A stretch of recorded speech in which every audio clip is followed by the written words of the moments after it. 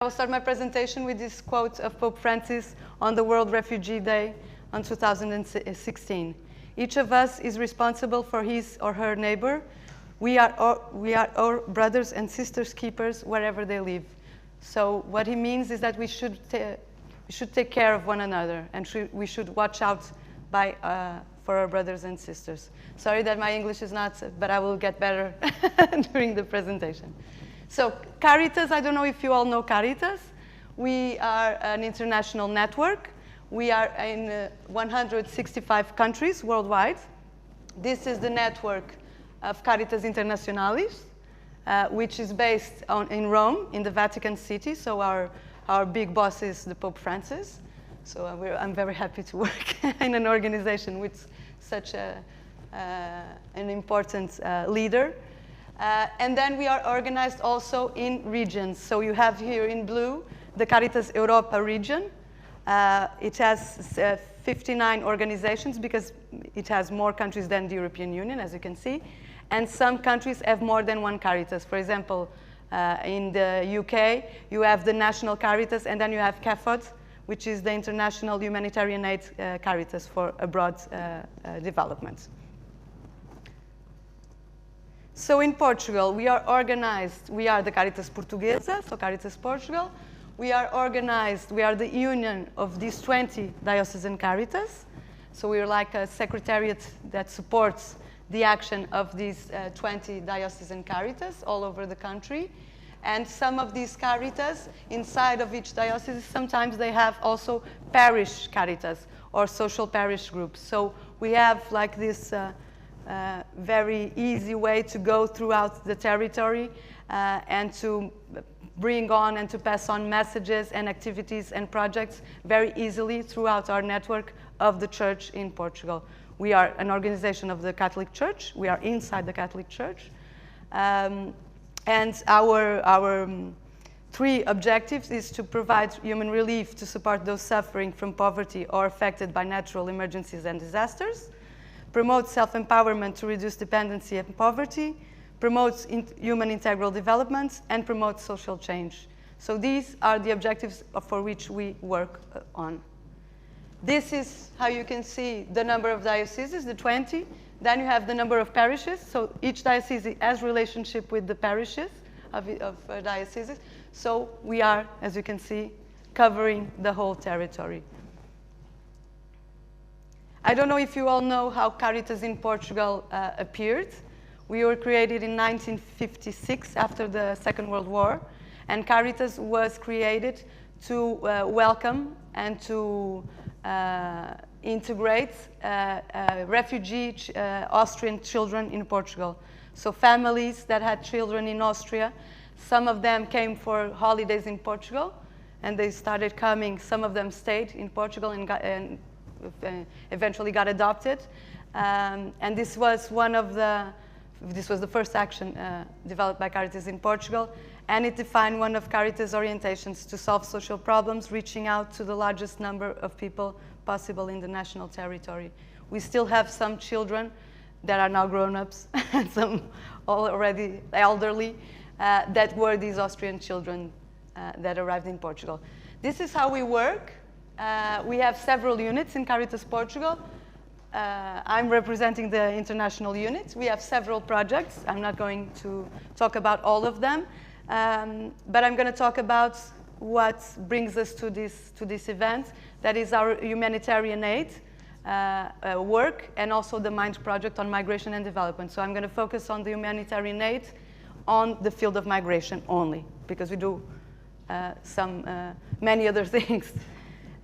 So what is the objectives of the international unit? To promote action in emergency context and development cooperation, to reinforce the participation and collaboration between all the Caritas, diocesan, national, Portuguese-speaking countries, to participate in international networks and co-create projects in partnership, which is the project that I will present further ahead, to integrate and promote community participation, to work on advocacy and awareness raising, and to promote the participation of church structures in all our projects. This is how we do emergency aid. We have, through our network of Cáritas Internationalis, normally when there's an emergency wherever it happens in the world, they launch an emergency appeal, which is a project coordinated by Cáritas Internationalis with the country where the emergency is happening. And so they launch a project, normally big projects, and all the network, the international network, contributes financially to that project. So normally, that's how we work. We never send people, that's our policy in Cáritas Portugal, we never send people to work abroad because we have Cáritas in those countries working. So we capacitate them and we build a knowledge, whatever, but we focus on capacitating the people that are in the country. We never go and substitute ourselves for those people. That's our policy. It's our way of, the way we think we can make a better difference. These are the projects, so to have an idea, since 2016 that we supported abroad. So this is all the list. We can share the presentation if you want. And this is just for you to see the evolution of our support. So in 2016, with the refugee crisis, also called refugee crisis, there were many projects around migration and refugees, which is the red one, the first one there. Then we worked on environmental catastrophes and food security. In 2016, comparing to 2018, you can see that the migration projects have diminished a lot because there are not so many projects now. It's also the decreasing of the amount that we support also has to do with campaigns, fundraising campaigns that we did. So now this amount is basically coming from our emergency account that Cáritas Portugal has, which everybody can contribute to an emergency that might happen. And in the first year, in 2016, we had many campaigns, so there was a lot of money coming in and going directly to those migration and refugee projects. I'm going to show you this small video. This was done in 2017, and it talks a little bit about our work in migration. So by the end of 2015, there were a lot of migrants and refugees, a lot of people leaving their homes. There was a lot of bad news or bad media coming out and putting us almost scared of the refugees, Europe being invaded by refugees. So we started working in Portugal and worldwide to promote solidarity campaigns around these issues. I don't know if you can read the subtitles more or less.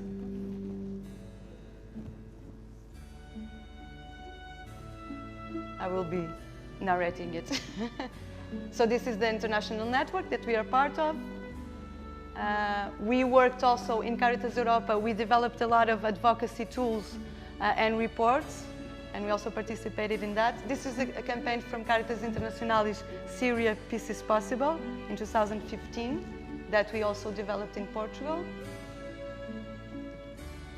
And this is some activities we've done with the Diocesan Caritas and the Youth Pastoral. This is the new campaign from Cáritas Internationalis, Share the Journey, that was launched by Pope Francis. And this is the project I will be showing you in a minute. And this is a little bit of the projects that we supported, so you have an idea. This is with the PAR network. We supported food and healthcare for refugees in Lebanon, then education as well, and also a winter campaign for heating in the refugee camps. This is a project we developed in Syria with children's clothes also for winter. This is all financial help, so we always give the money so that the national Caritas buy the resources, invest in the people, in the capacity building in the country or in the region to promote development in the region. So we never send, except for a few specific cases, we never send clothes abroad. We give them money and they buy the clothes there. That's our way of working. Also Venezuela, with medicines, this was in 2016, 2016, in the end of 2016. We also help the diaspora Portuguese community abroad, and in Jersey they are very vulnerable, and these are some of the forums that we are part of. These are also some families that were relocated to Portugal and that were integrated in diocesan Caritas. So we have 5 diocesan Caritas that welcomed refugee children. And this is the broader objective. So I'm not going to put it all to the end. Oh. Okay. So now, speaking about mine, what brings me here? This was a big introduction, I think. So this is an European project. It's called Migration, Interconnectedness and Development. It's developed by 11 countries, as you can see in the map, and Caritas Europa, so the regional Caritas. This project was built in 2015, so it was when the refugee crisis began, and all the refugees were coming through to the Balkans and to the center and north of Europe. And as you can see, the countries that developed the project are the ones that were suffering, or in terms of public opinion, the bad impact that had in their country. And we entered the project a little bit because we wanted also to work on these subjects in Portugal. So the objectives of the project are basically advocacy and campaigning objectives. We want to improve in the decision makers a better view of migration and development, and an integrated view of what is migration, not seeing it as a single phenomenon, but connected to development also, always, and also to raise awareness in the public opinion and in the people in general, in the youth, basically, also, on these issues. We have some events that we did. This was the launch of the campaign, which was on June 20, 2018, in the World Refugee Day. And we did an event that was a very simple event, and it was come and share your bread. So everybody that came to this event had to bring the bread from their country or region to share it then with all the other participants. And you have there the Prime Minister coming with his bread on a little plastic bag. We had a lot of embassies coming, embassies with the most, with the higher number of migrants in Portugal. We had public entities that work on migration, migrants associations, and they all came and they all brought their bread and shared it in a fraternal coffee break. And we also have had some discussions in the stage with migrants, refugees, and Portuguese people that emigrated, and to show that we are all the same, because sometimes we see the migrants as them and us, but we have many Portuguese that immigrated. And this is also a question that we have been identifying, is that even in the state, in the ministries, immigration and immigration is dealt in different ministries. So it's not interconnected. And many of the issues that one Portuguese that goes abroad and one immigrant that comes are the same. So there should be a better linkage between all the departments, and we are advocating for that. This is the What is Home campaign. It's a European campaign that we are doing with all the other 11 countries. And it's called What is Home, and we were discussing this before, because what is home for me and what is home for the professor and what is home for the doctor and what is home for a migrant or for a refugee, it's the same thing. Home is the same thing for everybody. What is home for us? To be with my family, to have the right to education, to have the rights for human rights, not to be persecuted. It's the same for everybody. So we want to deconstruct the views that we have for migrants and for the local communities and to bring them together. So you can check out our Facebook page and our Instagram page, Cáritas Portuguesa, and you can also participate in the campaign. These are some of the images that we have from the campaign. This is Portuguese-speaking national that is living in Portugal for health reasons. This is the president of Cáritas International, Cardinal Tagle, which was recently in Portugal, and he's also a migrant because he's from China and went to the Philippines when he was a small boy. And this is a Brazilian living in Lisboa now. So we have those testimonies and those stories in our Facebook page. What we do also in this project, we do training to migrants associations. So we did a whole weekend with 43 migrants associations from all over the country, from Açores to Algarve and to Braga. And they all came, and we all capacitated them on the Global Compact on Migration, on ODS, SDGs, sorry. And also to capacitate them on communicating better and raising awareness and how to do advocacy. Because what we feel is that the migrants are not present in the public space. They are not present in the parliament. They're not present where the decisions are made that affect their lives. So they have to be better prepared to make their voices heard. And sometimes they don't have the resources. So we are using this project to help them to gain a voice. Not to speak for them, but to open space for them to speak for themselves. We also have this exhibition, which is on the first floor. Everybody can ask for the exhibition, for schools, for organizations, for events. It's free. We send it and we pick it up, no costs added. And there are also some materials, some support materials that are upstairs, and you can go there and collect some. This is directed at the youth public. So it deconstructs some myths around migration as well. And it also talks about the immigration, and compares both phenomenons. Then we have a common home study publication that we recently launched, which is this one.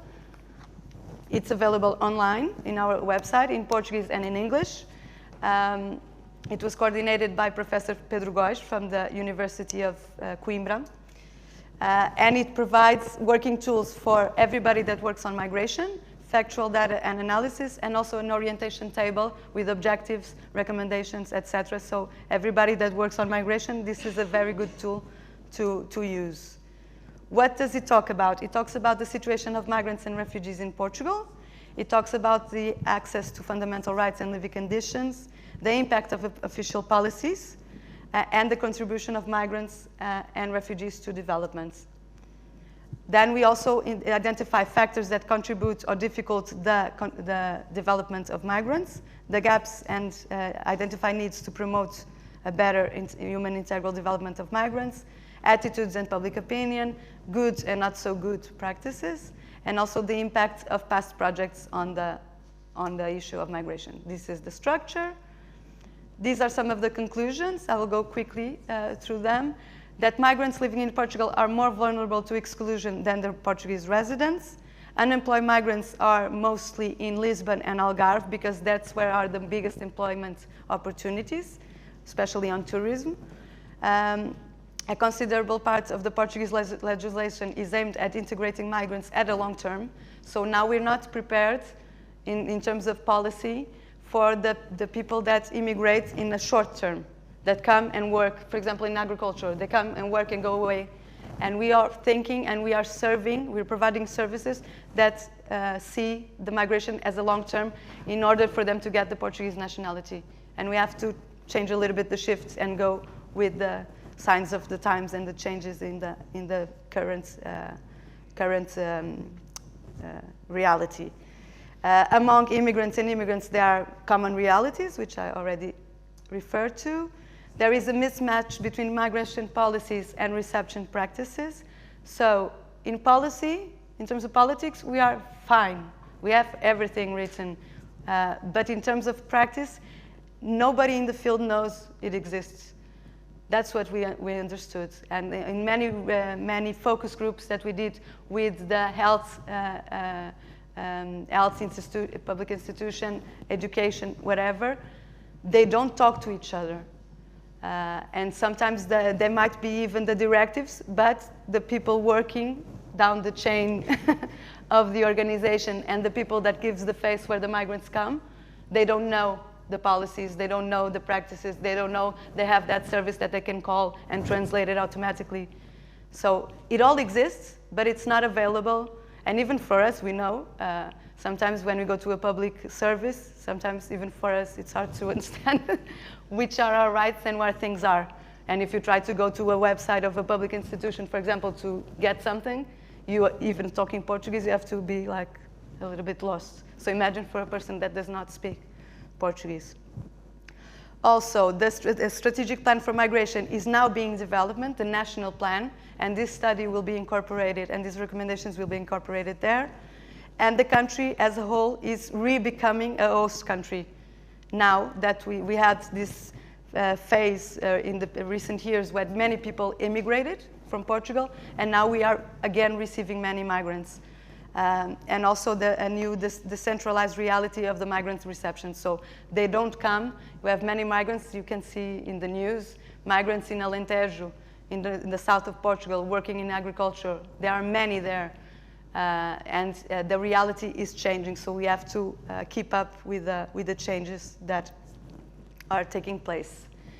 From the recommendations, we have several. These are the groups of recommendations: the non-discrimination and equality of treatment, the decent working conditions, the migration governance, so the interconnectedness between departments, the decentralization, support to migrants associations and diasporas as development actors, and also in a more development cooperation, do not compromise the budgets for migration for security reasons. And you can see that in all across Europe, that is happening, and it's happening also in Portugal, and we have to be alert to that. Sometimes it's not very visible.